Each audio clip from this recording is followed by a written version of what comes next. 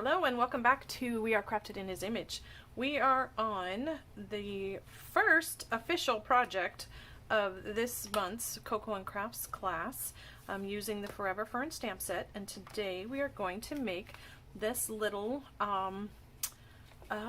treat box. It holds 3 Andes candies. You can pull it out this way and access the candies like that, or they can actually untie this if they want, but they just slide right out of their little, oh, I got them upside down, their little slot there. So we're gonna get started. This is actually a very simple, easy way to gift a treat to somebody, and the nice thing is relatively flat. You could actually mail this in an envelope pretty easily. I attempted to go for a masculine-ish look, sort of. Tried. But yeah, because I thought about putting a flower here or rhinestones. I thought, no, let's try and make it so if we wanted to give this to a guy, we could. But you could easily add a pretty flower punch out or some rhinestones or both, whatever. But this is what we're going with for today. So, super easy project.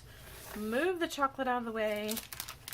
We actually won't need this. Oh yeah, we will need both of those stamp sets today, for those colors today.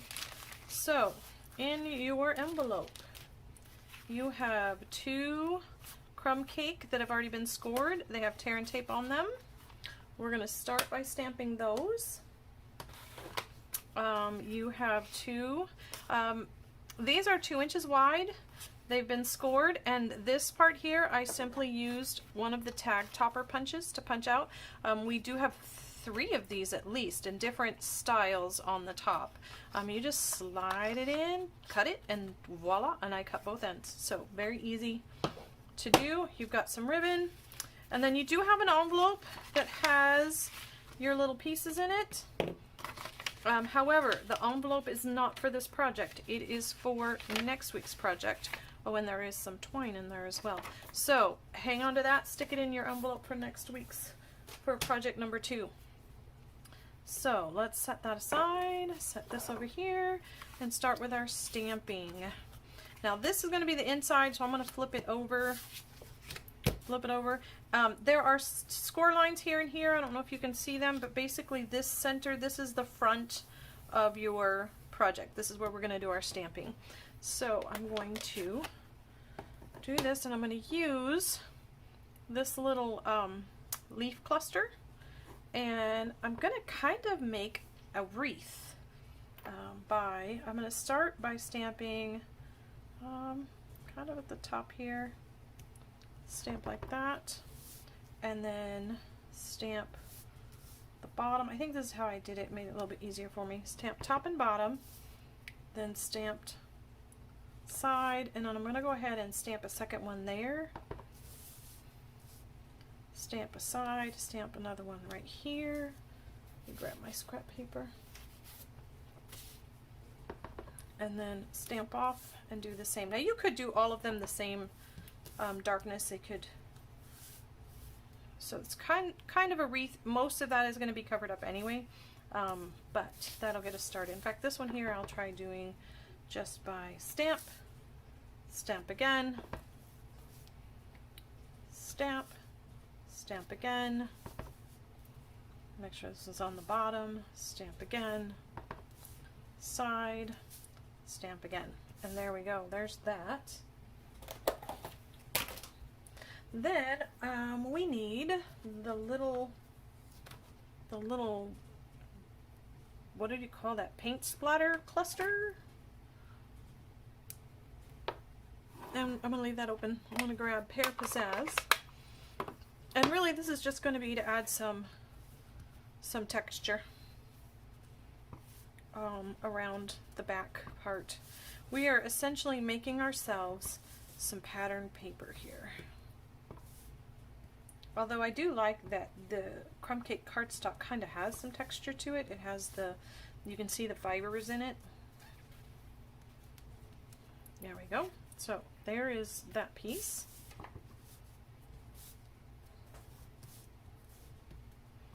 And you can see I'm stamping a couple of times so you get a different shades of the Pear Pizzazz. when we do this class, and we're limited on how many inks we can get in a kit, so we're limited. One of those coming up, I may end up using colors that we've already had in kits past, but we'll see. So there are those pieces finished. Now we want to stamp our sentiment. Let me grab, oh, thought I didn't have them. Here are 2 white circles. And we're gonna do the To a Friend That Makes Me Smile. I should have known that is the one I've used quite a bit. And now this part here, you have a couple of little cutout branches, die cut branches. They're ones that came in the die set that goes with the stamps. So you can decide, do you want your branches to be on the right of your words, or do you want them on the left? I think I'm going to do one of each just because. On this one I have them on the left. I think this one I'm going to go and put them in this bottom corner. And then let me see, where can I put this one? What do you think it looks? Maybe across the top. Oh, come on. There we go. So we're going to do them a little different, just so you can see. Alright, and then I made it easy for you.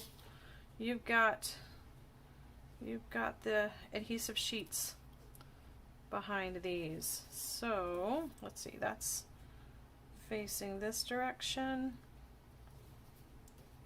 This one, yep, that's facing the right way.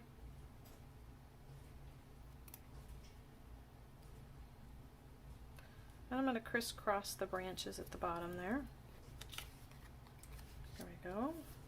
I think in the top one's going to be my favorite.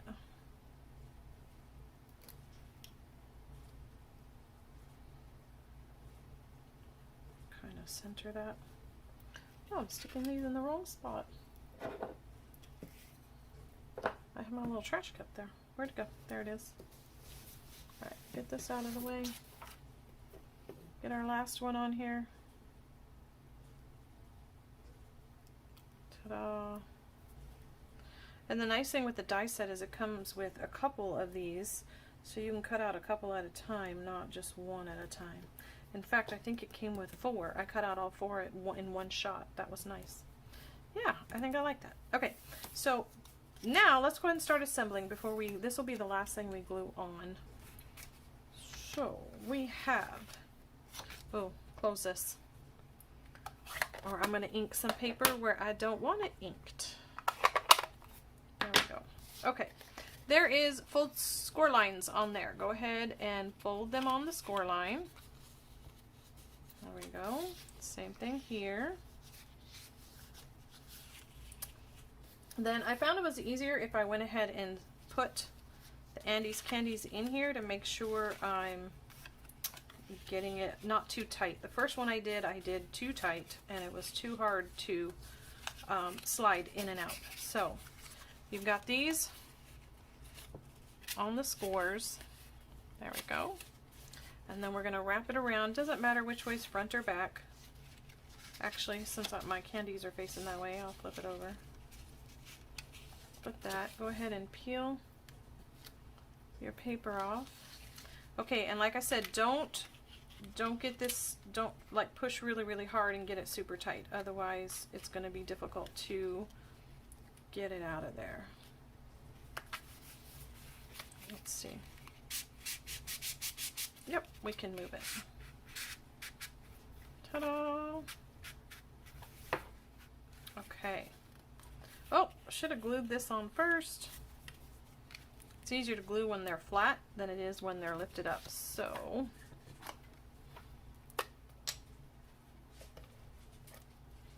now this does stick off the edge just slightly, so don't get adhesive all the way out here, but I don't think you have to worry about it too much.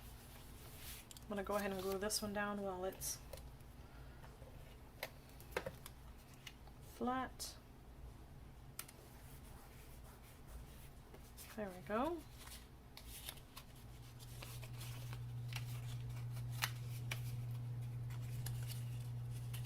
Alright, so let's do this one. Get my 3 candies. Do you know how hard it has been to make sure nobody ate these candies while I got these projects prepped? Okay, by everybody I mean me, but you know.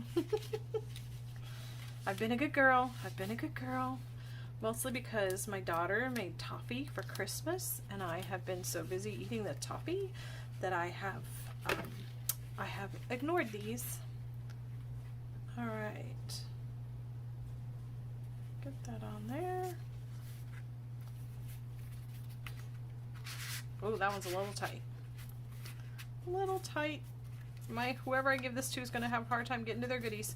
Now, originally, I was just going to leave it without anything here, and I realized, well, then their stuff will fall out.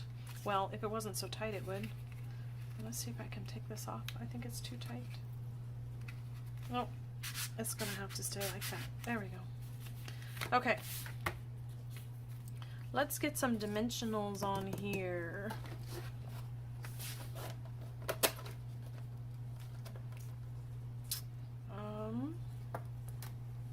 Go ahead and cut a few. 1, whoops, 2, 3, 4, and 1 in the middle. 1, 2, 3, 4, and 5. All right, take these off. 1,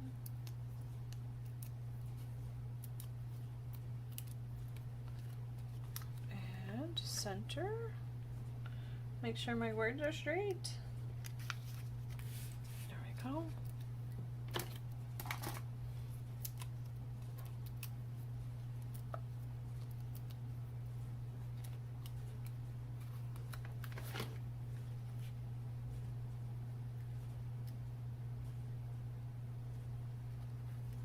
There we go. Oops, I do that every time. Okay, now in your kit there is also a piece of ribbon and some twine, and we're going to cut the ribbon in half and cut the twine in half. Although the twine you may want to keep whole until we get this part done. At least one of them will be easier to tie then. Alright, now what I found was a little bit easier for me was what I do with those clips from earlier. If I clip this together so it would hold still while I tied my twine onto it.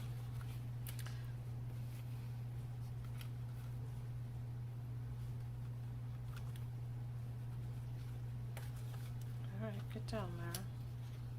And I'm just going to tie a knot. I'm not going to worry about tying a bow or anything. The problem is that you know what? This is what I'm going to do. I'm actually going to pinch it like that so it won't want to pull out. Oh, that's so much easier. So much easier than the last time. Alright, I'm going to cut that short. Cut that short. And voila. Now, if you're giving this to a lady and you want to make it a little more feminine, you can do a little banner cut on the end of these or even an angle cut. But I think they look fine, even it's just a straight cut across like that. So let's do our last one. Let's get this on here. I'm going to give that a little pinch. Now, if you have somebody handy that could help hold that for you, I just don't, so I'm going to use what I have on hand. And now we'll tie a knot.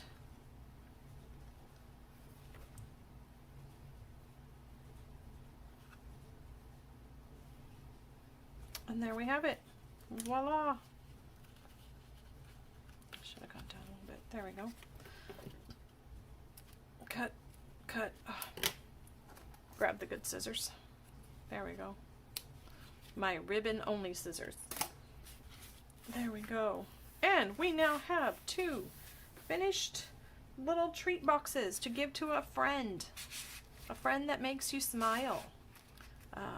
And like I said, these are flat enough. Now, granted, you probably will have to pay extra postage, but they are flat enough. You could easily put these in an envelope, in a padded envelope, and send them to somebody that maybe you haven't been able to see in a while. So that is our very first official project, our actual second project.